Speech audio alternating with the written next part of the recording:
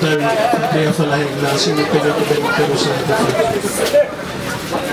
ñaan yàlla commencé ci bismillahir rahmanir rahim yeggal ko ci lépp loo xam ne moo ñu fi dara yàlla ci yàlla ko jox ko yàlla ko yàlla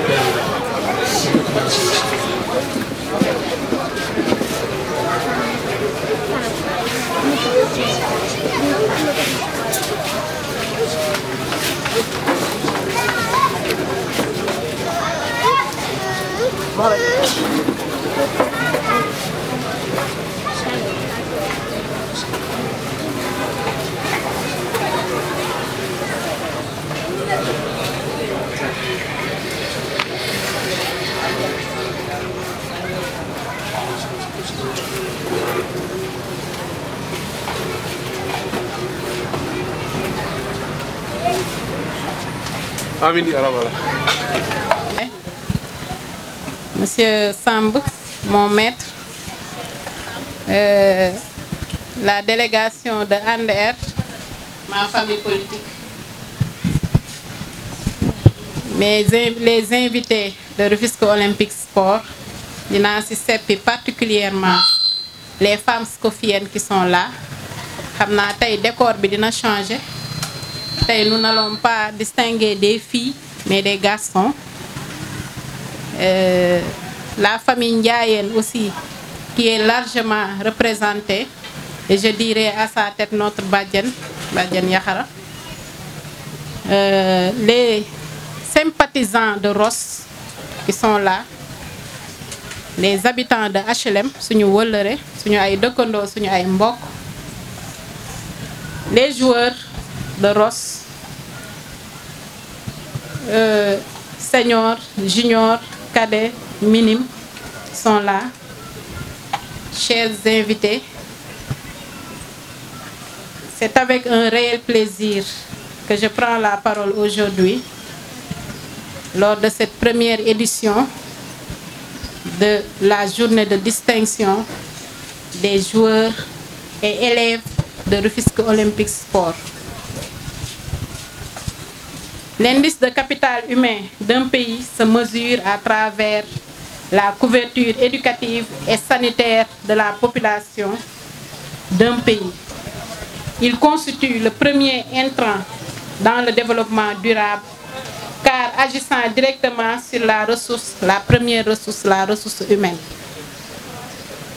Nous sommes tous conscients que face à l'accroissement rapide de la population, surtout jeune, nos États ont du mal à prendre en charge d'une façon effective et inclusive les besoins en termes d'éducation et de formation. Par conséquent, des initiatives communautaires ou privées doivent venir en appoint pour la prise en charge de cette jeunesse. C'est fort de ce constat que M. Ibra Pouye Ndiaye, professeur d'éducation physique sportive à la retraite, entraîneur international diplômé de l'INSEPS de Paris, a pris l'initiative, après avoir participé à créer de grands clubs rufisquois, de mettre sous les fonds baptismaux l'Académie Rufisque Olympique Sport Ross. Au début, l'idée était de créer une jonction entre les ASC de la zone, notamment Ndefane, Takou, Dego, Sokabek et autres. Malheureusement, un accord de droit n'a pas été trouvé.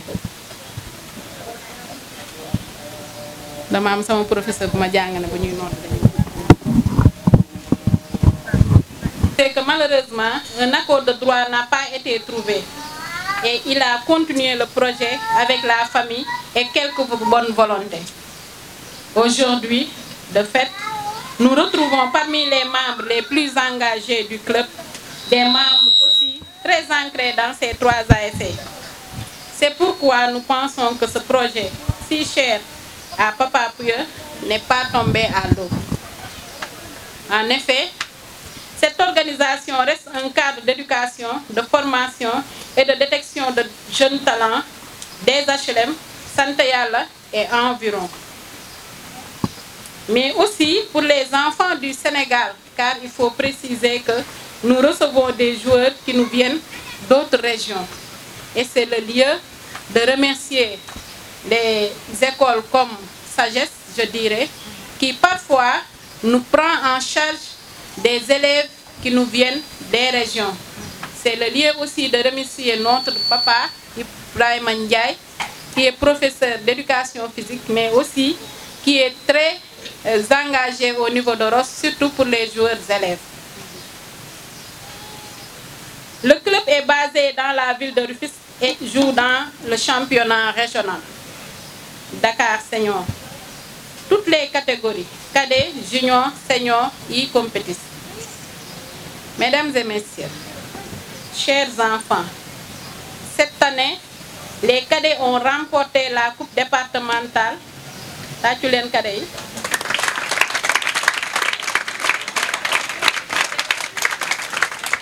Ils ont aussi remporté une autre coupe.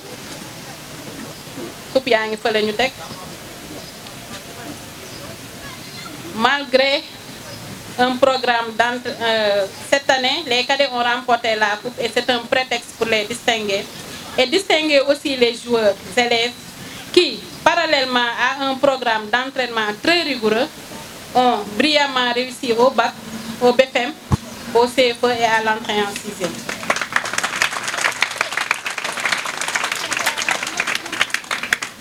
Oui, exceller dans les études est aussi primordial pour le club Rufisque Olympique Sport. L'occasion nous est donnée aussi d'introduire le thème sport, études et développement personnel, une belle alternative au désespoir et à l'émigration clandestine. Ce thème qui sera traité par mon frère et camarade de promo, le docteur Nala Sosefal. Par ailleurs, il est, après on va, M. Ibrahima Ndiaye, qui l'introduira, va nous lire son CV pour vous dire que nous, les populations des HLM et environ, nous avons ce dont on a besoin en termes de ressources humaines. Docteur Nala Sosem Falmi, fii la jànge, fii la tekkee, fii la tekkee fekkee ba, fii la dëkk seen kër ngi nii. Ñoo bokkoon classe bi mu amee bac mu dem jàngi am ay diplôme am ay doctorat ñëwaat Sénégal di liggéey. Donc c'est possible au Sénégal, il faut y croire.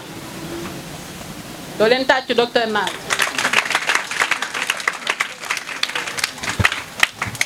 Docteur Nala sera introduit par mon papa, M. Ibrahima Ndiaye, professeur d'éducation physique et sportive.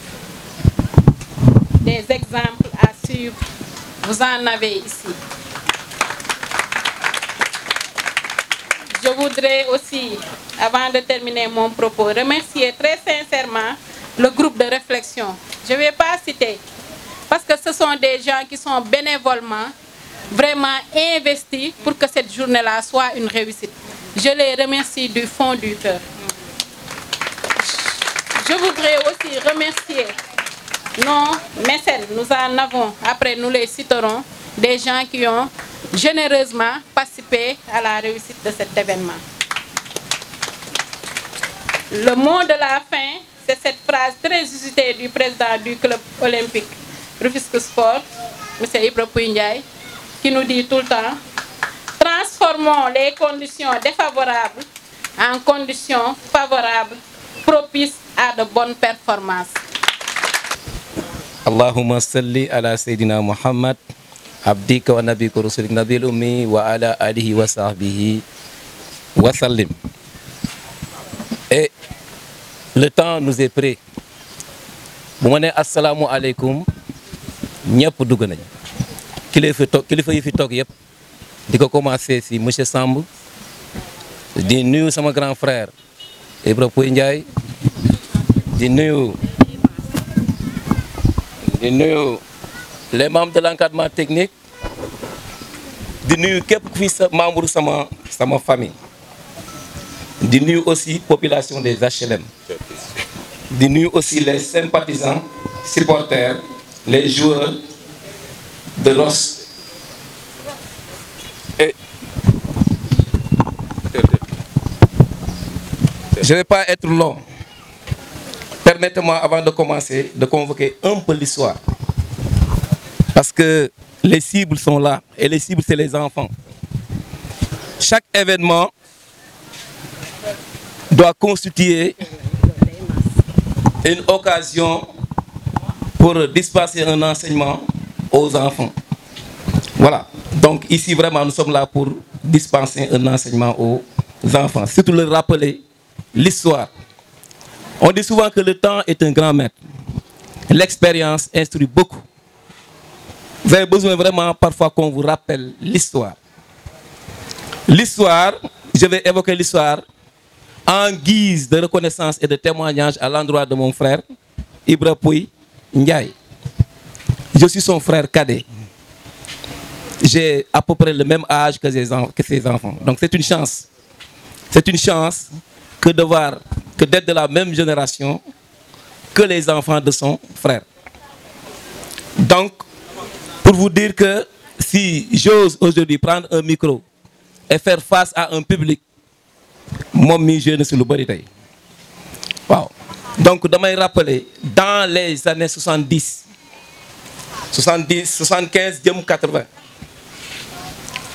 l'initiative qu'il a prise pour prendre les enfants des HLM, Tchokho et environ, on a commencé à aller à Gargoulette. Il a commencé à créer une école de lutte gréco-romaine. Maintenant, quand je lus ceux qui étaient dans cette école-là, ceux qui sont devenus actuellement,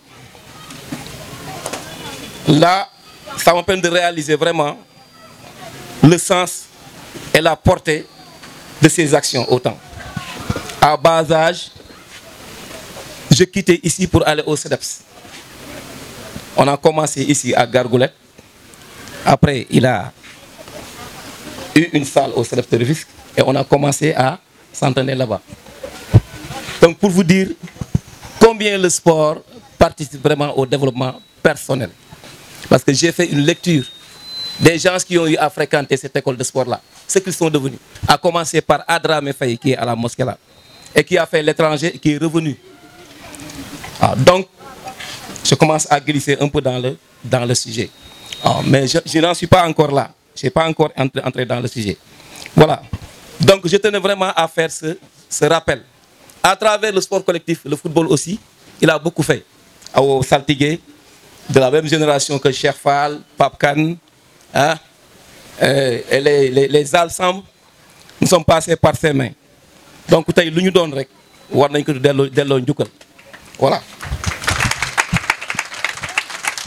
Mais rappelez toujours dans le rappel,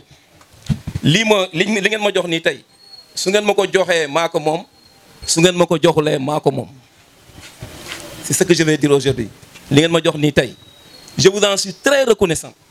Parce que je fais partie de ceux qui se sont sacrifiés pendant des années pour mettre en place ces structures-là. Nous mais Ibra Pouy Ndiaye, il est ce qu'il est pour moi. Et Inch'Allah, il restera ce qu'il est pour moi jusqu'à la fin de ma vie. Et je tiens à rappeler à mes petits-fils-là qui m'appellent affectueusement Mam Ibou. Si je suis vers moi. Mam Ibou, Mam Ibou. Mes petits-fils, je suis avec vous. Je suis Ross. Nenen jambar daoul dafa outi dole. Mais je suis avec Ross. D'accord? Je suis Ross. Je reste Ross. Je suis Ross. Je reste Ross. Vous êtes dans une structure dans laquelle, vous devriez payer. Mais on ne fait pas payer. On vous encadre gratuitement. Profitez-en vraiment pour aller de l'avant. Et ngeen góorgóorlu seen njàng lu dul jàng la gën waaw man bëgguma koo xam ne kii da ngay bàyyi sa jàng ne da ngay dem football ji déedéet da ngay jàngi d'abord jàng voilà. Donc ça je tenais vraiment à préciser vraiment. Maintenant avant de parler du conférencier mu neex ma lool nag vraiment j'ai un plaisir tey de présenter mon jeune frère Nalla Fall et toujours en convoquant l'histoire de nos parents waaw lii c'est pas gratuit c'est depuis nos parents ñoom nag rafetal nañ ba dem c'est à nous vraiment de relever le défi fexe day def ay efforts ci ñun rafetal ba uyi suñu borom waaw dara mosul ñaaw entre la famille Fall et la famille Ndiaye teraanga rek moo ci mos a am ku ne xam na ne kii il est trop pris ku ne xam na ne kii tey il est trop pris waaw kii c'est une fierté de la localité c'est une fierté du pays waaw il faut que vous le sachiez voilà je m'en vais le présenter tout de suite Nalla Fall si mes souvenirs sont bons a fait ses études primaires et secondaires ici aux HLM les études moyennes précisément au CM Pionnier du syndicalisme après il est allé au lycée Abdoulaye Sadji où il a décroché son bac de série A3 en 1995 voilà j'ai pas de feuille hein j'ai pas besoin de parce que le temps nous est compté je vais aller droit Nalla Fall après son bac il a eu à décrocher un diplôme de comptabilité avant de se lancer dans la formation en activité physique et sportive dans les sciences et techniques des APS STAPS n'est-ce pas il est allé en Tunisie n'est-ce pas à Cuba voilà parce que moi après en 2000 j'étais à Dagana waaw on s'est revu je pense tout récemment lors du décès de Pape Bouba Diop ça fait plus de 15 ans nous ne sommes pas vus c'est parce que bon il y avait une déconnexion voilà mais je ne terminerai pas vraiment de présenter Nalla en psychologie du sport Nalla est un docteur en matière d'entraînement en athlétisme Nalla est un expert waaw il est invité un peu partout pour faire des conférences waaw voilà donc je tenais vraiment à être bref pour la prévente xam lépp wax lépp baaxul laf cat xam lépp wax lépp baaxul mais bu ma ko doon lire tey it mu fi jógee waaw donc mu nekk ci doomu dëkk bi nga xam ne fierté la pour ñun fierté la pour la nation sénégalaise fu ne dañ ko fay woo muy animer ay conférences di joxe xam-xamam ci wàllu entraînement ak ci wàllu psychologie du sport waaw donc loolu laa ne woon naa fa yemale sama kàddu maintenant quant au sujet qui nous préoccupe aujourd'hui sport études et développement personnel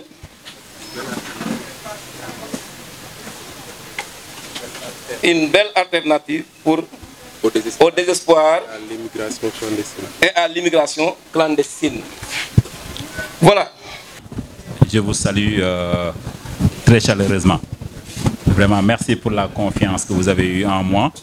Et je vous assure que ma réponse a été donnée de façon très naturelle quand ma sœur Aïta m'a saisi un soir pour me dire qu'il y avait une journée de distinction accordée aux joueurs de Rufisque Olympique Sport et qu'il voudrait que je vienne participer à l'événement à travers une conférence. C'est une chose que j'ai acceptée naturellement pour plusieurs raisons.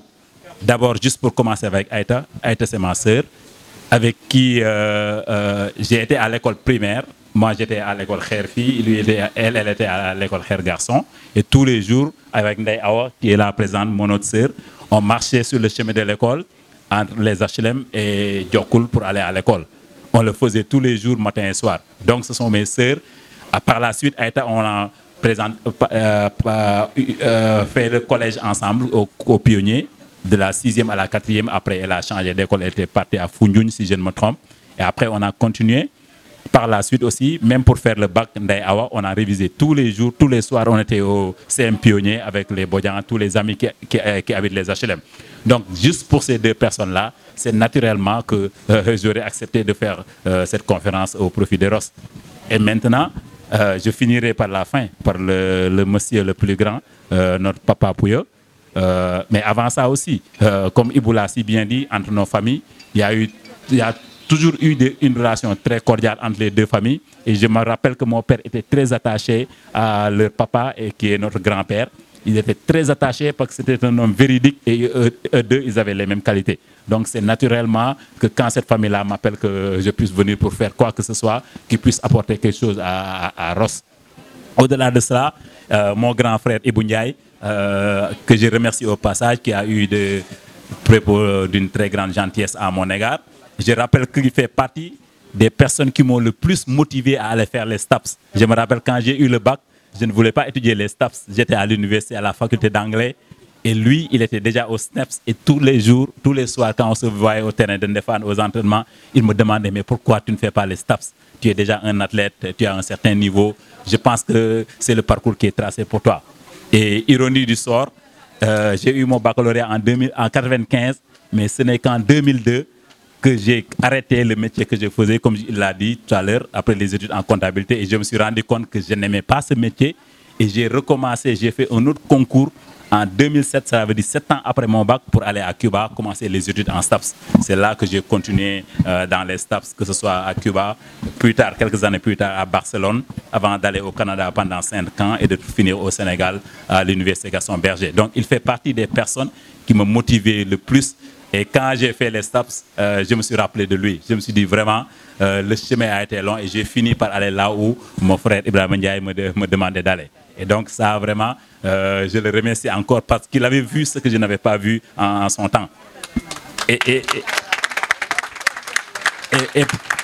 pour parler de notre papa Ibrahima Ndiaye, vous savez dans la vie, quelquefois, les gens peuvent vous éduquer directement ou indirectement. Et quand quelqu'un t'éduque indirectement, ça veut dire qu'il a éduqué quelqu'un qui t'a éduqué.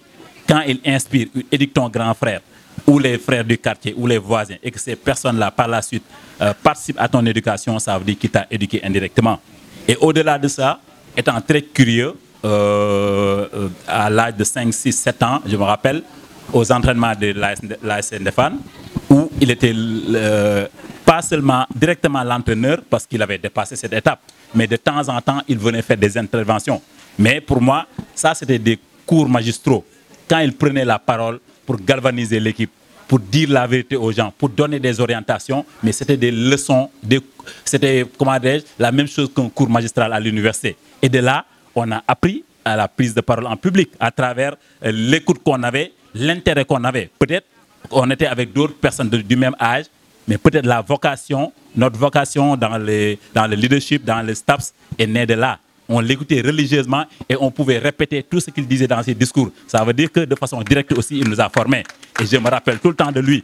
Et c'est pourquoi, même quand je passe à côté de lui, quand je le vois, moi, tous les jours, moi, je m'arrête pour descendre le saluer et me rappeler de tout ce qu'il a fait de nous. Et donc, ce sont des personnes qui nous ont inspirés et qui nous ont donné l'envie de ce métier-là. Et donc, on ne peut que les remercier. Et à chaque fois qu'ils ont besoin de quelque chose, quel soit là où on se trouve, mais on fait le déplacement. Moi, je n'ai rien à faire à Dakar en ce moment, mais j'ai quitté hier soir pour passer la nuit à Dakar et venir participer à la conférence parce que c'est lui, parce que c'est sa famille et nous avons de très grandes relations. Et au-delà aussi, j'ai mon ami Hassan, avec qui j'ai beaucoup cheminé étant très jeune. Et on a fait les équipes cadettes aussi ensemble et on était tout le temps ensemble. Par la suite, il est parti à Foundiougne, c'est là-bas qu'il avait poursuivi ses études. C'est ce qui nous avait séparés un peu, mais on discute et on parle de tout. Et donc, quand c'est son équipe qui est impliquée, je ne peux qu'être là. Et donc, vraiment ça, c'est un témoignage que je tenais à faire au-delà de l'introduction que j'ai eue. Comme vous l'avez dit, c'est le sport, études et le développement personnel, une belle alternative au désespoir et à l'immigration clandestine. Malheureusement, on a un petit problème technique, mais j'aurais bien voulu que les projections puissent être vues par tous les joueurs qui sont là présents et toute l'assistance, malheureusement, mais on va essayer de faire avec, ce n'est pas un problème. C'est des diapos que je voudrais partager avec vous pour que vous puissiez comprendre ce que je veux dire à travers le sport, études et le développement personnel, une belle alternative au désespoir et à l'immigration clandestine. En choisissant ce sujet, j'ai pris 3 éléments clés. D'abord, le sport-études, qui est ce que nos vaillants joueurs sont en train de faire en ce moment. Le sport-études est un élément fondamental. Ça me tient tellement à cœur que ma thèse de doctorat, je l'ai écrite sur le sport-études. Parce que nous avons souffert d'un certain nombre de difficultés en tant que jeunes sportifs, étant élèves ou étudiants, et on n'a pas voulu que les jeunes, nos petits frères, nos enfants vivent les mêmes difficultés. C'est pourquoi, à travers une étude que j'ai menée sur presque 7 ans, j'ai fini par soutenir cette thèse dans le cadre du sport études et de la reconversion des anciens sportifs. Et donc, quand on me demande de parler sur le sport études, naturellement, c'est avec beaucoup de joie et de facilité que je pourrais le faire. Et l'autre partie du sujet, c'est le développement personnel, d'abord. Qu'est-ce que le sport fait en termes de développement personnel chez les jeunes sportifs? Et là, on va y revenir en profondeur. Et par la suite aussi, l'immigration clandestine, qui est un fléau qui frappe beaucoup de jeunes qui sont frappés par le désespoir. Et donc ça, ce sont trois éléments centraux qui tournent autour du SEM. Et quand nous introduisons maintenant, il y a le plan, malheureusement que vous ne pouvez pas voir, donc je vais y aller directement. Et quand on parle de sport-études, il y a souvent certains éléments que nous devons prendre en compte. Le premier élément d'abord, c'est qui est-ce qui fait du sport-études? Et quel est le but du sport-études? Le sport-études, quand il a été créé, ce n'était pas dans le sens juste de faire de la récréation. C'est parce que nous savons qu'il y a des sportifs de haut niveau, des joueurs qui font du football, ou qui font du basket, qui font du daw, ou qui font du judo. Mais souvent, ils poussent à choisir. Ça veut dire que mom doit choisir entre le sport ou les études. Et ça, c'est un grand problème. Parce que le jeune talent ne doit pas choisir entre le sport et les études. On doit lui donner l'opportunité de faire à la fois du sport et des études. Et malheureusement, quand le système n'est pas là, le joueur finit par choisir. Parce que très souvent, les parents ils te diront qu'un diplôme, par exemple, garantit plus une réinsertion professionnelle que le sport où c'est très aléatoire. Et les chiffres aussi l'ont confirmé, les chiffres de la recherche. J'ai fait du benchmarking, que ce soit en Angleterre, aux États-Unis, au Canada, en Espagne, mais aussi au Sénégal où nous avons travaillé avec les académies comme Jambar, Aspire et Génération Foot. Et donc, les responsables de toutes ces académies-là ont participé à ce travail de recherche. Et quand on a fait les statistiques, on a eu les mêmes chiffres. Ça veut dire que 80% de ceux qui commencent le sport dans les académies ne deviennent pas professionnels. Il n'y a que 20% parmi eux. Ça veut dire que quand vous prenez dans les très grandes académies, vous voyez, je parle de Jambar, de Génération Foot, ceux qui parviennent à avoir un contrat et à vivre correctement de ce sport-là, aussi il y a Seed Academy, qui est une académie de la NBA qui est au Sénégal, on se rend compte qu'il n'y a que 20% de ces jeunes qui vont réussir. Et maintenant, les 80 autres %, s'ils ne réussissent pas dans le sport, qu'est-ce qu'ils vont faire dans la vie? C'est une bonne question. Et donc, c'est pourquoi il est important de faire du sport et des études. Et ce sport et des études-là doit se faire dans un certain cadre. Et dans ce cadre-là, je l'ai énuméré ici, quelles sont les choses les plus importantes? Donc, l'éducation d'abord, qui est une grande préoccupation pour toutes les nations. Comment éduquer ces jeunes sportifs? Mais à la fois, nous avons besoin de performance. Nous avons besoin de joueurs de gagner, de athlètes de progresser, de basketteurs de première division.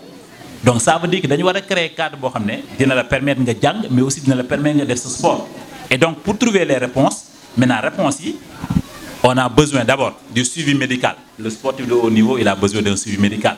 Il a besoin aussi des éléments didactiques en rapport avec les APS. Nous devons faire préparation physique, préparation technique, préparation tactique, entraîneur, cadre. Mais aussi, sur le plan sociologique, il a besoin de certaines choses. Parce que tout le monde ne vient pas de la même maison. Quelquefois, quand tu as un enfant qui vient qui n'a pas pris le petit déjeuner et tu l'entraînes de façon très dure jusqu'à ce qu'il s'évanouisse parce qu'il fait une hypoglycémie, parce que son corps manque de sucre, c'est un problème. Donc, socialement, il faut savoir chaque enfant de quel milieu il vient. Quelles sont les conditions de vie dans sa famille. Après ça aussi, sur le plan biomécanique, il y a des éléments qui sont le mouvement, si vous définissez, il réussir, il explique que le joueur peut comprendre. Donc, l'OL, il y a plus de réussite. Il fait les choses de façon consciente. Il ne fait pas les choses de façon mécanique. Donc, c'est un joueur qui réfléchit. Mais aussi, on a besoin de manager ce joueur-là. Et dans le cadre du management, une chose très importante que je dis toujours dans mes conférences aux entraîneurs et responsables, mettez en avant l'humain au-delà du joueur ou au-delà du sportif. Ce joueur-là, c'est un être humain qui a des sentiments, qui a des peurs, qui a des émotions qu'on doit comprendre. De quel milieu social il vient? Sur le plan psychosocial, quelles sont ses qualités? Quelles sont ses faiblesses? Comme ça, on va travailler à mieux le manager.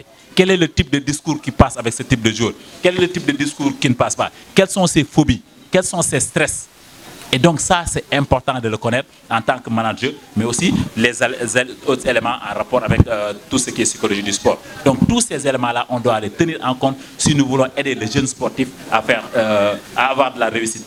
Okay? Donc, l'entraîneur doit être bien formé, le sportif bien préparé, mais aussi, dans ce système-là, on a besoin des enseignants qui accompagnent, mais pas n'importe quel enseignant.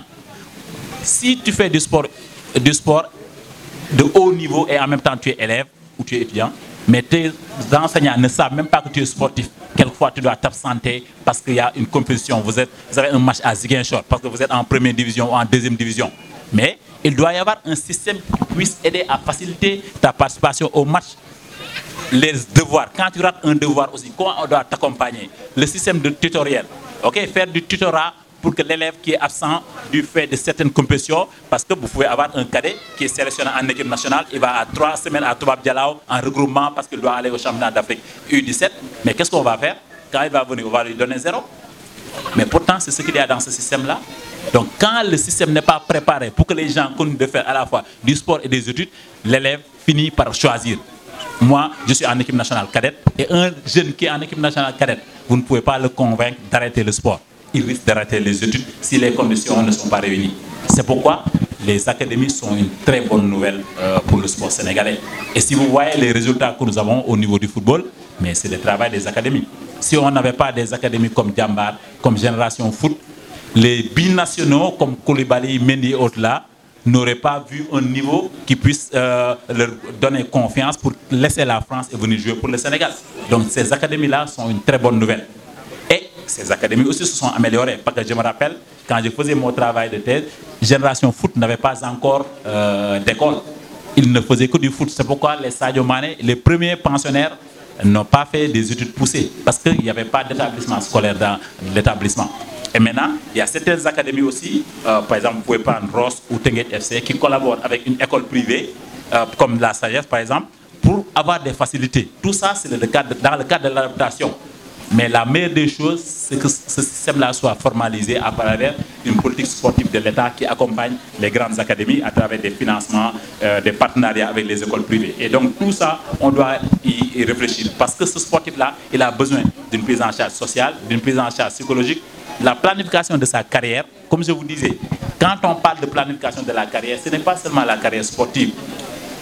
C'est pourquoi je répète toujours qu'il faut voir l'être humain au-delà du sportif. L'adolescent ou le jeune que vous avez au-delà du joueur. Parce que c'est un adolescent qui est dans un certain âge de développement, qui est à une certaine étape de développement sur le plan biologique, mais aussi sur le plan psychosocial. L'enfant de 12, 13, 14 ans, qu'est-ce qui l'intéresse sur le plan social? Sur le plan psychologique, comment il est? Si vous ne comprenez pas ça, vous avez du mal à l'accompagner, à réussir dans ce sport. Mais aussi, il ne faut jamais oublier la prise en charge de l'éducation. Parce que la reconversion est un très grand problème. C'est pourquoi vous voyez d'anciens joueurs qui étaient adulés autrefois, aujourd'hui, vous les voyez, ils sont malades, on fait un téléthon ou une quête pour aller les soigner. Parce qu'ils n'ont pas réussi la reconversion. Ils ont mis tous les œufs dans un même panier. Ça veut dire que c'était le sport ou rien. Et par la suite, maintenant, et je vous le dis, il n'y a que 20% qui parviennent à devenir professionnels. Et dans ce 20%-là, il y a un 10% qui va être en première division en général, si nous prenons le cas du foot. Et dans ce 10% aussi, il y a un autre 10% qui va être comme Sadio Mané. Vous savez bien que tous les joueurs sénégalais n'ont pas la cote ou l'aura de Sadio Mané. Dans chaque génération, il y a un ou deux joueurs comme ça. Par la suite, il y a d'autres, comment on dit, les role players. Il y a les experts dans ces groupes-là, les joueurs mécaniques et les joueurs moteurs. Mais ce n'est pas péjoratif. Dans une équipe, on ne peut pas avoir une équipe où tu as 10 Sadio Mané, tu ne vas jamais gagner. Parce qu'il y a des joueurs qui doivent jouer des rôles. Celui, il a un rôle très tactique. Il fait des choses qui servent l'équipe. L'autre, il a un rôle mécanique. C'est un joueur qui ne se fatigue pas, qui fait beaucoup de travail foncier, qui apporte beaucoup. Mais les experts, tu ne peux pas en avoir plus de 20% dans ton équipe. Sinon, l'équipe ne gagne pas. Parce que tout le monde est une star, ne défend pas comme il doit le faire. Il ne joue que quand il a la balle. Ça, c'est un problème. Et donc, ça, il faut prendre en compte tous ces éléments-là. Et c'est pour cette raison que quand nous avons fait ce travail, nous avons fait appel à beaucoup d'experts. On a parlé des experts qui sont des directeurs de centres, qui ont beaucoup de réussite. Je vous ai parlé de Jambar, de Aspire, de Sine Academy, aussi de Génération Foot. Tous les dirigeants ont participé à l'élaboration de ce travail-là. Mais par la suite aussi, nous avons pris des experts qui sont par exemple directeurs de la haute compétition au niveau du ministère des Sports au Sénégal, des entraîneurs de l'équipe nationale, que ce soit l'équipe nationale du basket ou l'équipe nationale de football, entre autres, pour voir leur avis sur le sport et son importance dans le développement de ces enfants-là. Donc, on a identifié tous les acteurs du sport sénégalais. Et on a vu que le ministère des Sports est d'abord au cœur du sport. Après, nous avons le comité national olympique, nous avons les fédérations nationales, nous avons les clubs. Et après, tout ce qui doit se faire dans le sens de servir le sportif, qui est le maillon le plus important, le joueur. Et maintenant, dans la problématique, donc, ça sont des aspects plus techniques sur lesquels on insiste plus pour des étudiants et des gens qui font de la recherche, mais au moins pour donner une idée. Parce que la question de départ que nous sommes posés, c'est comment les sportifs sénégalais finissent-ils leur carrière. Comment les sportifs sénégalais finissent-ils leur carrière. Il y en a qui parviennent à devenir professionnels, à vivre de leur sport. Il y en a d'autres qui le font, mais aussi une chose importante. En général, l'âge de la retraite au sport, c'est 35 ans. Un joueur qui va au-delà de 35 ans en tant que professionnel, il n'y en a pas beaucoup. Quelques exceptions comme Cristiano Ronaldo, entre autres, 2, 3, 4, 5 ou 10. Mais la majorité des joueurs, la fin de la carrière, c'est autour de 33, 35 ans. Tu n'as plus de contrat en première division, tu vas en deuxième division, ainsi de suite. Et puis, on a évoqué aussi les motifs qui vont faire que les joueurs arrêtent leur carrière. Et l'autre chose, pourquoi le niveau d'études est très faible chez certains sportifs de haut niveau au Sénégal et leur performance aussi. Et ce n'est pas tout le monde. Il y a des joueurs très performants, mais il y a certains qui sont tenaillés entre les études et le sport, qui finalement ne sont ni performants au niveau du sport, ni au niveau des études, parce que le système ne le permet pas. Imaginez, quand vous avez cours de 8h à midi et de 15h à 19h, est-ce que vous avez le temps de vous entraîner ce jour-là? Ce n'est pas possible. Et donc, comment créer ce système-là qui puisse permettre aux enfants de réussir aussi bien dans le sport et dans les études. Et quand nous avons posé des questions dans les contraintes liées à la vie des étudiants et élèves sportifs, ceux qui ont participé aux enquêtes nous ont dit que la plus grande contrainte est liée aux horaires de cours. Parce que quelquefois, par exemple, l'équipe doit s'entraîner à 9h et toi, tu as cours toute la journée. Ou l'après-midi et toi aussi, tu as cours ou tu as devoir ou tu as examen. Mais aussi, à l'absence d'aménagement au niveau des établissements, mais aussi l'absence d'un système de sport-études qui prenne en compte tous ces éléments. Maintenant, sur le plan du temps réservé aux études, quand tu es élève sportif, mais tu as moins de temps de révision que celui qui ne fait qu'étudier. Lui, il ne fait qu'étudier. Il finit à 19h, il va étudier, réviser, se reposer un peu et puis réviser jusqu'à 22h. Alors que toi, tu as ton entraînement, tu retournes fatigué. Et au moins de prendre les cahiers, quelquefois même tu t'endors parce que c'est difficile. Parce que c'est très difficile quelquefois. Et l'autre problème aussi, le temps de récupération. Parce que pendant que tes autres camarades qui ne vont pas à l'école vont se reposer automatiquement après les entraînements, toi, tu dois réviser. Donc toi, tu as moins de temps de récupération que l'autre. Une autre contrainte aussi, le volume d'entraînement inférieur. Parce que tu viens à l'entraînement 2 jours sur 3 ou 3 jours par semaine. Parce que tu es obligé d'aller à l'école. Et tout ça, ça diminue le volume d'entraînement qui est un élément fondamental dans la formation du joueur. Maintenant, l'autre chose aussi, c'est le refus des chefs d'établissement. Quelquefois, ils refusent une autorisation d'absence pour que vous puissiez aller faire un entraînement ou un match, je l'ai évoqué tout à l'heure. Mais aussi les sanctions dues aux absences. Et par expérience, l'année dernière, j'ai un jeune athlète qui est dans l'équipe nationale du Sénégal, qui était parti en île Maurice. On était parti en île Maurice, parce que moi, en même temps, je suis entraîneur de l'équipe nationale du Sénégal d'athlétisme. On était parti en île Maurice pour les championnats d'Afrique senior. Lui, il faisait la première. Il est rentré des championnats d'Afrique, il était au lycée Talibou Dabo, et on a refusé de lui organiser des examens pour qu'il puisse se rattraper. Et finalement, il a été sanctionné, il a été renvoyé de l'école Talibou Dabo. Et ce que j'ai fait finalement, je savais qu'il avait le niveau et qu'il pouvait s'améliorer. Au lieu de reprendre, moi je l'ai amené à Saint-Louis. Je l'ai inscrit dans une école privée à Saint-Louis et il était logé à l'université avec nos étudiants sportifs. Il a travaillé dur, il a fait tous ses efforts et heureusement pour lui, il a pu avoir son bac et il a été aux Jeux de la francophonie cette année aussi à Kinshasa, on est parti là-bas. Heureusement. Donc imaginez, il a été renvoyé d'une école publique sénégalaise parce qu'il est parti représenter le Sénégal et il ne lui a pas donné l'autorisation. Donc les contraintes liées au refus des chefs d'établissement d'accompagner les jeunes sportifs dans certains établissements. Donc c'est une contrainte qui est là. L'autre chose, nous avons sur le plan diététique, le plan de la nourriture. Le sportif ne peut pas manger n'importe quoi.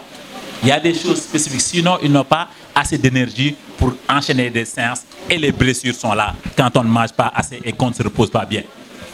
Une autre contrainte aussi sur le plan médical, la prise en charge quand il est blessé, comment on doit s'occuper de lui, mais aussi de façon dans la prophylaxie, comment on doit anticiper pour qu'il ne se blesse pas à travers un suivi médical très bien fait. Ou aussi sur le plan psychologique, parce que nous sommes des êtres humains, nous avons des peurs, des émotions, quelquefois on ne se sent pas bien et comment est-ce qu'on doit nous accompagner pendant cette période-là pour qu'on continue d'être performant. Et donc, ça sont des éléments importants, mais aussi il y a les contraintes liées à l'absence de politique de reconversion. La politique de reconversion commence dès que le joueur est en carrière. On n'aura pas que le joueur ait 35 ans pour lui demander de retourner à l'école ou pour lui demander d'aller apprendre un métier. Parce qu'en ce moment-là, quelquefois, c'est très difficile. Il n'a pas l'habitude, il a raté beaucoup de matières qui sont fondamentales dans le cadre de sa formation. Et ces retraités-là qui n'ont pas réussi leur reconversion nous ont dit qu'ils ont un très grand problème avec leur image. Ils n'ont plus d'auto-estime. Vous savez, à chaque fois, pendant que vous êtes en pleine forme et au sommet de votre art, vous êtes adulé, tout le monde vous connaît, tout le monde vous salue, vous êtes populaire dans votre quartier, dans votre ville ou quelquefois même dans la nation. Mais quand vous êtes ruiné, vous n'avez plus d'argent et vous passez, les gens ne vous saluent plus. Mais ça donne un coup très dur à l'auto-estime. On n'est plus la même personne. On ne s'aime même plus comme on s'aimait avant. Et ça, c'est un problème fondamental. C'est pourquoi vous voyez certains anciens sportifs, à la limite, ils se cachent. Quand nous avons réalisé les études dans le cadre du benchmarking, on a vu des sportifs à la retraite qui se sont cachés pendant 6 mois chez eux. Ils ne partaient plus au stade. C'est comme s'ils étaient dans le déni. Ils refusaient d'aller au stade parce que ils étaient perturbés de voir qu'ils n'ont plus les caméras devant eux. Personne ne leur demande des autographes, ils n'ont plus d'interviews. Et ça, c'est très dur dans la vie d'un être humain. Et donc, perte de notoriété, des objectifs qui ne sont pas atteints, relations difficiles avec la famille, parce que quelquefois, quand on avait assez de ressources et qu'on n'en a plus, on ne nous écoute plus et les relations commencent à être heurtées avec la famille. Mais aussi, il y a l'absence de prise en charge psychologique pour les accompagner. Il y a aussi ce qu'on appelle le deuil du corps.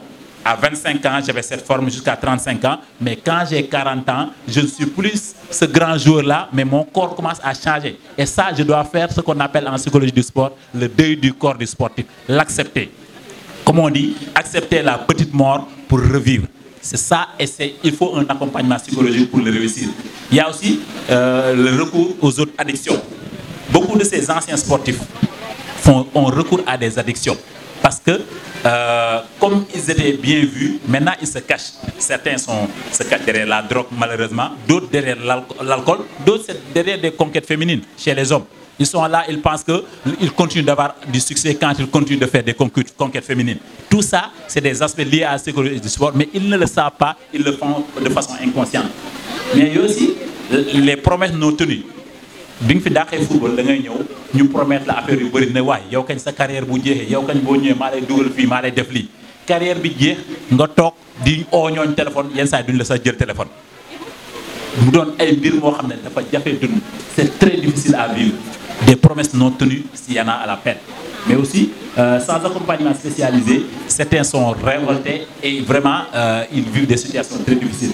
C'est pourquoi nous avions eu comme question de recherche quelles sont les conditions pédagogiques pour des études de haute qualité pour les jeunes talents sénégalais qui leur permettaient d'atteindre l'élite mondiale dans le sport de compétition. Et donc, au cœur de nos préoccupations, nous li ñu gën a xalaat mooy nan lañ mën def ba xale sénégalais bi dina jouer ni mu ko bëggee entraîner ni mu ko bëggee waaye itam bu fa jógee jàngam du yàqu te bu amee diplôme tamit nan la ñu mën a def ba nga xam ne dans un cadre prioritaire en fonction diplôme bi nga am yow tu es quelqu'un qui a rendu service à la nation surtout bi ñi nga xam ne nag góorgóorlu nañ ba si football basket athlétisme judo wala dara ñu dem ba équipe nationale ñooñu bi ñu defee suñuy recherche gis nañ si pays yu bëri lu ñuy def dafa am benn système d'accompagnement les anciens sportifs d'élite nga xam ne en fonction diplôme bi nga am yow automatiquement yow tu as un salaire qui est garanti bu dee yow master nga am en diplôme bi nga am état bi daf lay garantir benn liggéey en fonction diplôme bi nga am bu dee licence nga am ñun noonu bu dee BTS nga am wala BEP loo mënti am on te garantit ça. Et donc loolu moo tax ñu ne dañuy xool ce qui se fait de mieux à travers le monde et venir inspirer le Sénégal pour que les autorités, quand ils auront cette volonté politique-là, qu'ils sachent quoi faire pour accompagner ces jeunes. Mais ça commence depuis l'école primaire. Accompagner les, nous avons un cours d'éducation physique, parce que l'éducation physique est la base de l'idée. Il faut accompagner les. Et puis, vous voyez, beaucoup de profs d'éducation physique sont aussi des entraîneurs. Nous, ils vont être impliqués pour nous appeler les jeunes. Maintenant, hypothèse de l'absence ou le manque d'application d'un modèle de sport études au Sénégal pourrait expliquer la faiblesse des performances de certains sportifs et l'insuffisance des études de qualité chez les jeunes sportifs et une retraite digne par un système de reconversion. Parce que nous avons retraité, tegle say tank di noppalako waye retraité ba paré wara commencer di gëna liggéey lolu mom kuñ ko tek xam nga né metti na alors que yow ce jeunesse yëpp ci lolu nga ko passé il doit y avoir un système d'accompagnement. Donc lolu motax ñu def yenn recherche à travers beaucoup de pays suñu amone projection li ngeen gis livre ak auteurs yi ñu consulter ak méthodologie utilisée. Donc cible comme ni ma leen waxé won on a interrogé les sportifs sénégalais de haut niveau dans plusieurs sports, les entraîneurs aussi, mais aussi les sportifs à la retraite, mais aussi des experts qui ne travaillent que dans le domaine du sport de haut niveau et du sport études. Et comme je l'ai dit au début, j'ai eu l'occasion d'être, disons, de 2002 jusqu'en 2015 et jusqu'à aujourd'hui dans le sport études. Parce que quand j'étais à Cuba, après 3 années à l'université, quand j'ai fini la licence, dans la maîtrise, à travers la pratique, j'étais déjà l'entraîneur de l'université dans un cadre de sport études. Après, quand je suis parti à Barcelone faire mon master, j'ai eu l'occasion d'être choisi en tant qu'étudiant pour travailler dans la plus grande académie qu'on appelle l'Académie Brugueras, qui était une académie de tennis, qui a eu beaucoup de champions. Si vous vous souvenez, ni si vous tenez, Garbeni Muguruza, gagné Roland Garros, gagné Wimbledon, moi tournoi c'est les tournois grands chelem les plus emblématiques. Il y a aussi Serge Bruguera, qui était le fils du directeur, qui a aussi gagné Roland Garros à 2 fois. Il a fait 3 finales. Donc, j'ai eu la chance d'être dans cette académie de sport-là, où nos enfants, on faisait le sport de 7h30 jusqu'à 13h. Après, ils allaient manger. À 15h, on revenait. On s'entraînait jusqu'à 17h. Et l'école là-bas commençait de 18h à 21h. Donc, il n'y avait que 3 heures d'études par jour. Tout le reste, c'est l'entraînement. Par la suite, j'ai été aussi, quand j'étais au Canada, j'ai travaillé dans le sport études. Il y avait beaucoup de sports, dont le tennis et l'athlétisme, dans lesquels j'intervenais. Nos élèves aussi. Là-bas, pour les étudiants sportifs et les élèves sportifs de haut niveau, l'école, c'est de 8h à 13h. À 13h, tous les élèves sportifs arrêtent l'école. Ils vont manger. Après, maintenant, à 14h, 14h30, on commence les entraînements. On fait les entraînements jusqu'à 17h pour certains et les autres jusqu'à 19h. Donc, c'est des systèmes qui sont faits pour que l'enfant puisse réussir son école et puis réussir les études. Et c'est des systèmes dans lesquels, si tu n'as pas de bonnes notes à l'école, on te suspend du sport. Vous avez vu le système NCAA aux États-Unis, le sport-études aux États-Unis. Quand vous n'avez pas la moyenne, vous êtes suspendu de sport. Et à Djambar, quand j'ai eu les échanges avec le président Sayersek, c'est la même chose. Si vous ne travaillez pas bien à l'école, vous êtes suspendu d'entraînement. Et le contraire n'est pas possible. Si vous ne travaillez pas bien aux entraînements, l'entraîneur ne peut pas vous sanctionner pour l'école. Parce que l'école est primordiale. Ils savent qu'on finira par ça. On ne peut pas sacrifier ses études. Il faut faire le double projet. Parce que c'est très dangereux. Demandez aux anciens, ils vous diront la même chose. Donc, on a eu les résultats que j'aurais pu vous présenter, mais on va aller un peu plus vite. Et on a vu que parmi tous ces sportifs-là, identification des sportifs sur la base des sports pratiqués, on a le pourcentage, on a travaillé à peu près avec 12 sports au Sénégal. Et les résultats, on a vu que beaucoup parmi ces sportifs-là ont eu le BFM, certains ont eu le bac, mais malheureusement, on a vu que ceux qui ont le moins réussi leur reconversion, c'est ceux qui avaient arrêté l'école au primaire ou qui n'étaient pas scolarisés. Ils ne faisaient que du sport. Et après eux, il y a certains parmi eux-mêmes qui étaient des professionnels qui ont gagné beaucoup d'argent. Mais ils se sont ruinés parce qu'ils n'ont pas su gérer ce qu'ils ont gagné. C'est pourquoi je parle de développement personnel. Quand vous faites du sport études, non seulement le sport vous donne beaucoup de compétences, Mais à côté du sport aussi, les études vous permettent de gérer un certain nombre de choses. On ne va pas vous tromper au niveau des finances, au niveau des placements. Vous savez gérer votre fortune et vous savez bien vous entourer. Donc ce sont des éléments importants que les parents doivent comprendre pour continuer à pousser les élèves à aller jusqu'au bout. Et maintenant, nous avons interrogé aussi les sportifs sénégalais à la retraite pour leur demander les formes d'accompagnement reçues à la fin de leur carrière. Et 72% de ces anciens sportifs-là, qui étaient des internationaux, n'ont eu aucun accompagnement. Personne ne les a aidés. 13% ont été aidés par leur ancien club. 4% ont été aidés par des dirigeants, un dirigeant volontaire qui t'aide parce qu'il a sa société ou qu'il a un business qui marche, il t'accompagne. Le ministère des Sports a accompagné à hauteur de 3,6%, les ligues ont accompagné à hauteur de 1% et les fédérations ont accompagné à hauteur de 5,5%. Pour vous dire, imaginez 72% des anciens sportifs à la retraite qui étaient des internationaux n'ont eu aucun accompagnement. Et donc imaginez s'ils n'avaient pas de diplôme pour essayer de s'insérer à travers leur diplôme. Et maintenant, la répartition en fonction du niveau d'études. Maintenant, 82% ont eu le BFM, 32% avaient la licence, 24% ont eu le master et 22%, ça veut dire 41, avaient arrêté l'école au primaire. Et donc, c'était une grande contrainte pour les réinsérer sur le plan professionnel. Et maintenant, ces personnes-là ont accordé une importance capitale aux études parce qu'on a fait une enquête et ils nous ont dit que moi, si c'était à reprendre, peut-être je ne ferais même pas de sport, j'allais me concentrer parce qu'ils sont frustrés. Mais quand même, la majorité d'entre eux ont prôné un système qui prenne en charge à la fois le sport et les études pour que ce double projet-là soit une réalité. Et maintenant, quand on leur a demandé, on a vu que 50% de ces enfants-là s'entraînaient pour devenir des professionnels. Donc le petit primordial était de devenir professionnel. Certains vous disent que je voulais être célèbre, d'autres je veux représenter mon pays, certains te disent que je veux gagner des médailles et d'autres disent qu'ils veulent vraiment représenter leur pays. C'est leur principale préoccupation. Maintenant, quand on demandait aux jeunes sportifs en activité, qu'est-ce que vous voulez faire à la fin de cette carrière? Cette carrière, vous dites, qu'est-ce que vous voulez faire? Gagner. À 22%, moi je veux vivre de mon sport. Ça veut dire que je veux accumuler assez de ressources en tant que professionnel, gagner beaucoup d'argent pour ne vivre que de ça.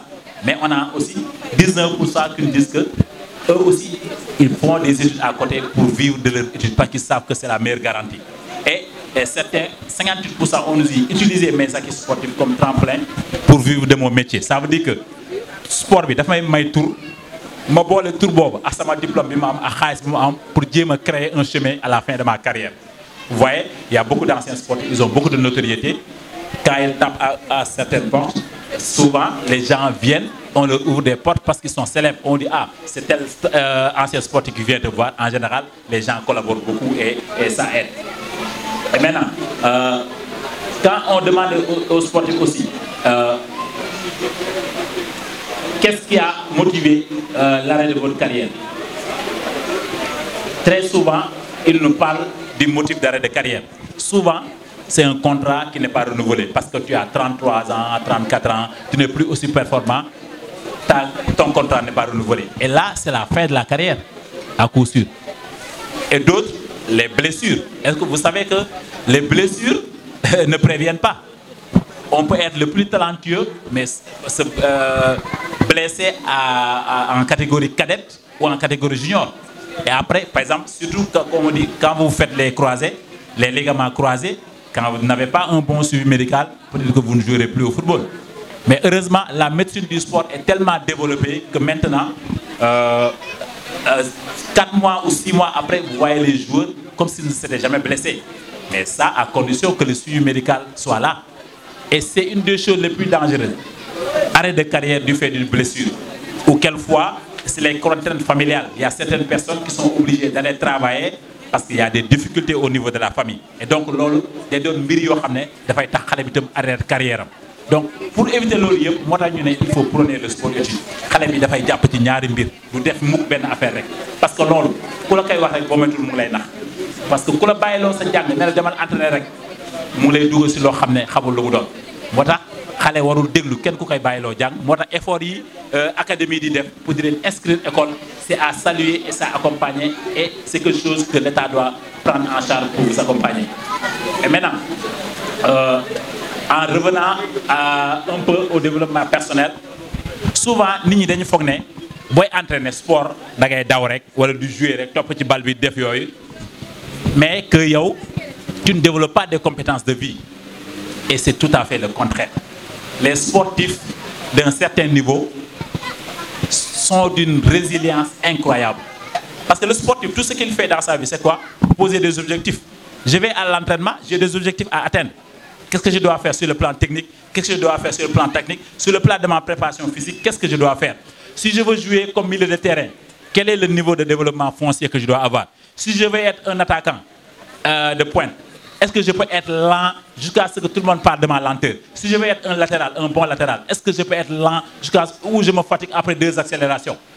Donc je me dis que sur le plan physique, j'ai des objectifs. En dehors de l'entraînement de l'équipe, qu'est-ce que je dois faire pour m'améliorer?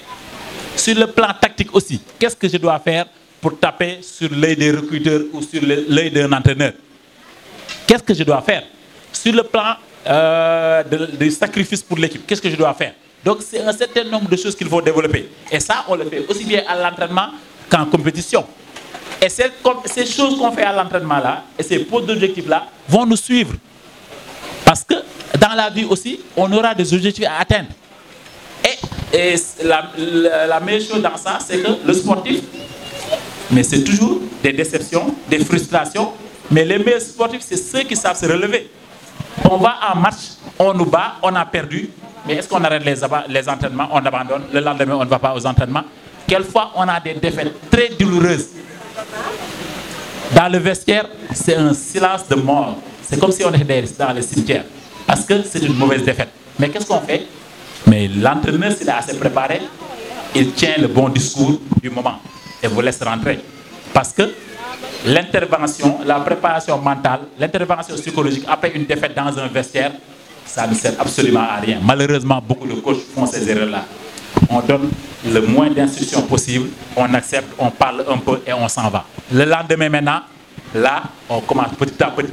Et dans la semaine, on continue d'utiliser les erreurs qui ont été commises pour renforcer l'équipe, parce qu'on ne veut pas avoir une équipe qui est déçue, qui est là.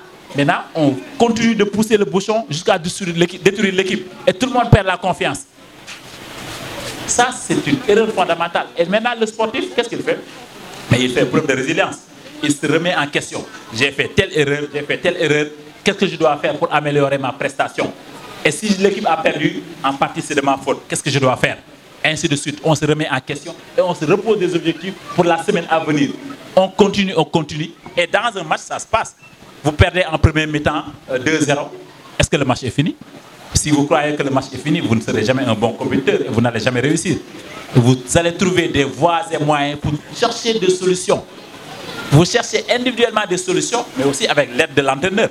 L'entraîneur, il va vous donner des instructions, par exemple, sur des balles arrêtées, comment on doit faire, entre autres. Mais un certain nombre de choses, c'est le joueur qui doit être adroit. C'est l'adresse du joueur qui va faire la différence. Le sacrifice du défenseur, la résilience du gardien qui vous maintient dans le match malgré une domination outrancière. Quelquefois, c'est le gardien qui vous a fait gagner. Parce que vous aurez pu perdre de 4-0, mais jusqu'à présent, le match est à 0-0. Vous avez une occasion, vous l'avez marqué, vous avez su avoir le dos rond au bon moment. Et tout ça, ce sont des compétences que le sportif développe. Et ça vous donne de la résilience. Et dans le développement personnel, quand vous êtes dans une situation de vie importante, mais ce sont ces ressources-là que vous allez utiliser. Vous utilisez ces ressources-là pour vous permettre de rebondir. Vous n'allez pas abandonner. La vie n'est pas un long fleuve tranquille. Et celui qui vous dit que les choses seront toujours faciles dans la vie, il vous trompe. Et c'est ça le problème. Et le sportif, il le comprend tellement. Mais quelquefois, vous voyez, un joueur qui presque pendant la moitié de la saison était sur le banc, il n'a presque pas joué. Vous avez vu un des joueurs du Djaraf, c'est lui qui a marqué les 2 buts lors de la finale de la Coupe du Sénégal cette année, de la tête. Mais quand on a interrogé l'entraîneur, il a dit ce joueur-là, presque toute la saison, il n'a pas joué. C'est vers la fin de saison que le latéral titulaire est indisponible. On lui a fait confiance. Il a fait 3 bons matchs en fin de saison. Et aujourd'hui, c'est lui qui a marqué les 2 buts. Vous pensez que ce joueur-là, s'il avait abandonné, ou s'il était comme la peste dans le vestiaire. Vous savez, il y a des joueurs qui ne savent pas aider. Ce n'est pas la situation de remplaçant. Au lieu de se remettre en question et de continuer de faire des efforts, il prie pour que l'équipe perde, pour que peut-être il joue le week-end prochain. Il y a des joueurs comme ça. Alors que les vrais compétiteurs, les bons joueurs, ils continuent de travailler. Et le jour qu'on les mettra dans le terrain, peut-être qu'ils n'en sortiront plus jamais. Et c'est ça la résilience. Et ces compétences de vie-là, vous les utilisez quand vous allez faire un business. Quand vous allez à l'école, il y a des frustrations. Vous avez une mauvaise note, ça ne passe pas. Vous vous relevez. Je vous l'ai dit tout à l'heure. Moi, j'ai eu le bac en 95, je vous ai dit. Et je suis parti faire les stats en 2002. Et non. Et pendant cette période, j'ai échoué. Je me suis relevé. Je suis parti faire autre chose. Je me suis relevé. Peut-être que quelquefois aussi, ce n'est pas pour se victimiser. Je refuse. Je me suis dit que j'ai échoué. Et je me rappelle que j'avais des compétitions avec l'équipe nationale. Je partais avec l'équipe nationale au Nigeria. Je rentre le lendemain, on a l'examen à l'université. Tu viens, vous êtes 3000 étudiants en première année. Aucun des profs ne sait que vous êtes un international. Vous êtes là dans l'anonymat. Vous faites comme tout le monde, dans les mêmes conditions, et vous n'avez même pas eu le temps nécessaire pour réviser. Vous allez au second tour, on va encore au Bénin, en compétition, on revient le lendemain, on a encore des examens. Tu rates tes examens parce qu'à un moment donné, je vous ai dit, un jeune qui est en équipe nationale, il est difficile de le convaincre de ne pas y aller parce qu'il y a des cours. Et on l'a tellement compliqué à l'université Gaston Berger, nous avons ce qu'on appelle le statut de l'étudiant sportif de haut niveau, qui accompagne le sportif. Ce sportif-là, quand il s'accompagne, il y a ce qu'on appelle le bureau du sport. On fait une notification au département ou à la faculté dans laquelle il est inscrit pour lui dire que l'étudiant Moussa Ndiaye est parti à Dakar, il est en compétition, il va s'absenter pour les TD de psychologie ou pour le cours d'anatomie pour tel. Vous êtes averti, prenez les dispositions nécessaires pour l'accompagner à son retour. À son retour, le prof il lui organise le rattrapage ou le système de tutoriel pour l'accompagner. Et quand il rate un examen, on lui fait un examen de rattrapage pour l'accompagner. C'est ce que nous faisons au niveau de l'université Gaston Berger. Et vous savez, maintenant aussi dans les universités, c'est le système LMD, licence, master et doctorat.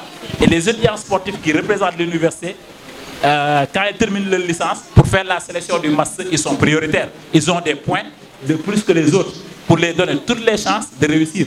Parce que non seulement ils sont des étudiants, mais aussi ils se sacrifient et ils sont des sportifs de haut niveau. Et c'est ce qui fait que cette année, avec l'équipe nationale du Sénégal, quand nous sommes partis à Kinshasa, on a des étudiants qui sont inscrits à l'IGB qui ont gagné des médailles aux Jeux de la francophonie. Et parce qu'on les a accompagnés, parce qu'on a compris que ce qui se fait au niveau national ne peut pas continuer. Et dans tous les sports, on devrait avoir le même système pour aider les joueurs à continuer. Et dans le football, c'est plus difficile. Parce qu'au football, les meilleurs footballeurs, en général, ils n'arrivent pas à l'université. C'est ça la réalité. Hein. Parce qu'entre 18 et 20 ans, en général, les meilleurs, ils peuvent facilement avoir un contrat. Et quand on a un contrat professionnel, le football paie tellement bien qu'ils sont obligés d'accepter. Et si tu as un bon contrat professionnel, en 10 ans, tu peux gagner assez. Mais quand même, on t'aura accompagné jusqu'à ce que tu aies ton bac, tu as un bon niveau. Et toujours pour vous donner l'exemple de Djambar, ceux qui n'ont pas eu à avoir des contrats professionnels directement, ils sont en rapport avec les universités aux États-Unis. Le joueur, il est accompagné pour avoir un contrat dans les universités américaines où il étudie gratuitement. Des études qui coûtent $20 000. Ça veut dire que 10 millions, tu devrais payer 10 millions pour étudier, tu as des études gratuites et tu as une bourse, tu es logé, nourri, on t'accompagne. Et par la suite, si tu as ton diplôme, tu vas faire le draft pour aller jouer dans le championnat américain au Canada ou ailleurs. Donc c'est un accompagnement. Et actuellement, le directeur adjoint de Djambar, c'est un ancien pensionnaire qui n'a pas joué professionnel, mais est allé à l'université étudier l'économie et la gestion. Il est revenu et il est adjoint de Saher. Et donc vous voyez, donc c'est un accompagnement qui est important pour que le joueur puisse se réadapter. Et maintenant, la prière, c'est que tout le monde devienne professionnel. Hein? On voudrait vraiment que le maximum de joueurs deviennent professionnels. Mais la réalité est qu'il y a un 20% qui passe à vivre vraiment de ça. Mais les autres, on ne peut pas mettre tous nos œufs dans le même panier. Et donc cette résilience-là et ce développement personnel, toutes ces choses que vous développez dans la vie-là, dans le sport, vont vous servir dans la vie. Et ça, c'est pourquoi les académies sont d'une importance capitale.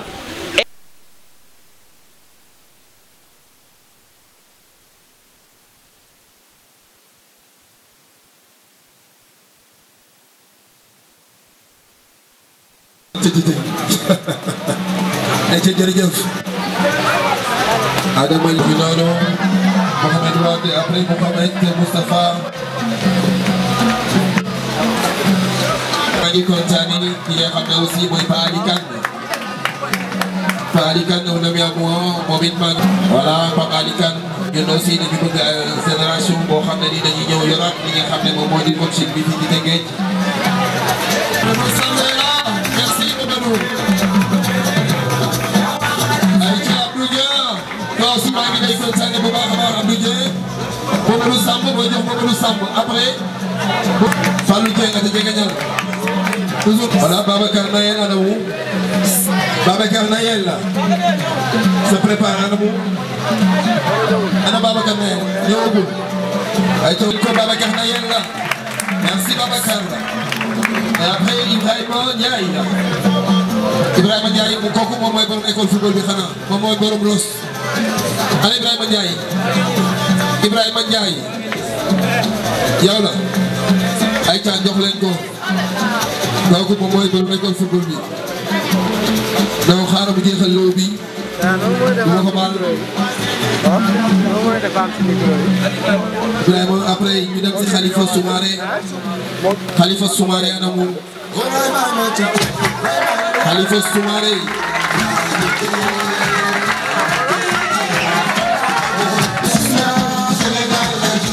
Aline Kébé après Aline Kébé anamu. Aline Kébé.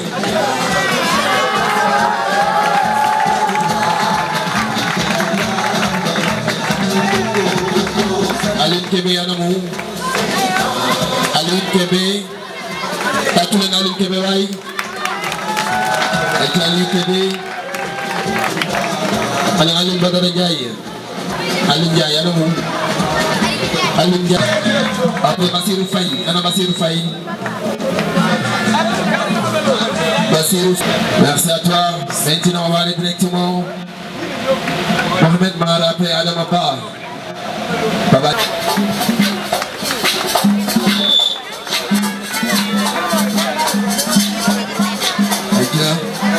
Mohamed Mar Adama Mar. Buga Ndoye anamu. Aja Njogu Ndoye. Ana Njogu. Buga. Aja merci. de nous avoir donné l'opportunité. Aja Alsan Kane. Alsan Kane.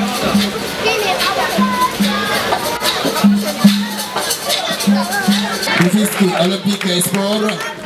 Donc pour les Rufisquois son seex mooy taxaw ba tey voilà grand seex Fall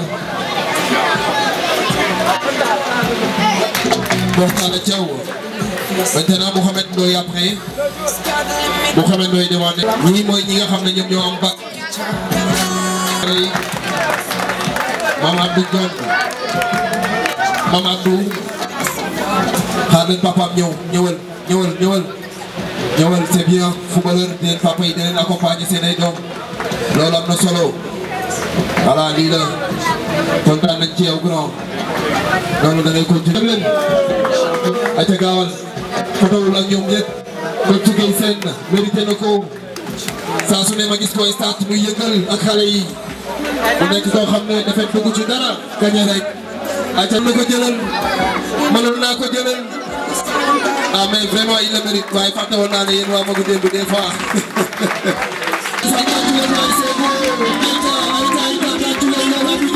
loolu rafet na mais DJ Assane Ndiaye xam naa ne soo yu bëri na duñ la mën a ay ca mu ngi noonu Papa Mamadou Sarr. Ma famille politique, merci à notre président El Hadji Amadou Samba, merci à cette délégation qui est venue depuis 10 ans.